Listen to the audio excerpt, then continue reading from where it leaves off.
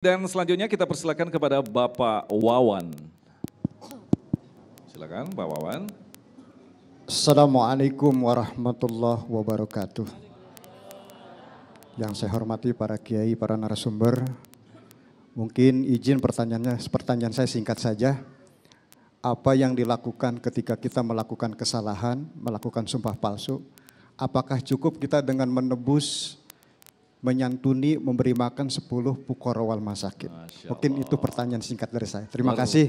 Assalamualaikum warahmatullahi wabarakatuh. Waalaikumsalam warahmatullahi wabarakatuh. Karena pertanyaan menarik, kita akan jawab selepas pesan-pesan berikut ini. Tetaplah bersama kami, Damai Indonesiaku. Kita lanjutkan lagi tema bahasan kita tentang kesaksian palsu. Dan Ustadz Hilmi akan menjawab pertanyaan dari Bapak Wawan yang intinya adalah bagaimanakah cara penebusan dosa bagi kita yang terlanjur melakukan kesalahan memberikan kesaksian palsu. Tafadhol. Seseorang yang telah berdosa memberikan kesaksian palsu, maka dia harus bertaubat. Karena ketika dia meninggal dunia dan dia belum bertaubat, maka dia masuk neraka. Khalidina fiha abada. Ya, bertaubat. Bagaimana cara bertaubatnya? Yang pertama, istighfar, menyesali perbuatannya, dan berjanji tidak akan mengulangi selama-lamanya. Tapi tidak cukup.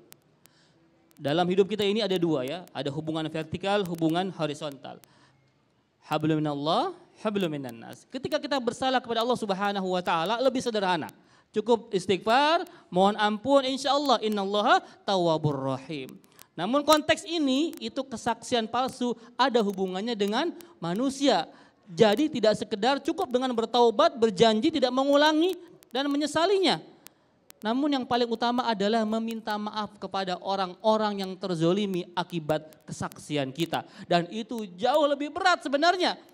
Karena entah berapa banyak orang yang telah terzolimi gara-gara kita ngomong dusta.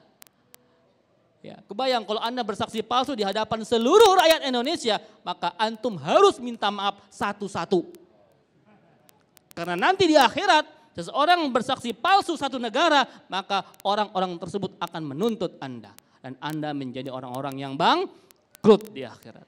Makanya hati-hati berbuat dosa kepada manusia, apalagi yang sifatnya itu global. Efek kerusakannya itu lebih luas dibanding kesalahan individu kita.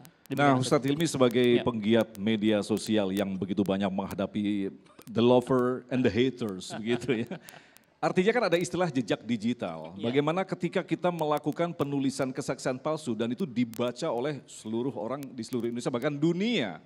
Ini kan mustahil kita melakukan maaf secara berjamaah, itu mustahil kan. Ada yang memaafkan, ada yang tidak memaafkan.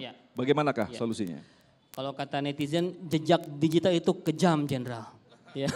Hari ini makanya kalau antum mau jadi pejabat, sudah hapus-hapusin itu semua yang buruk-buruk. Karena khawatir nanti diungkap lagi.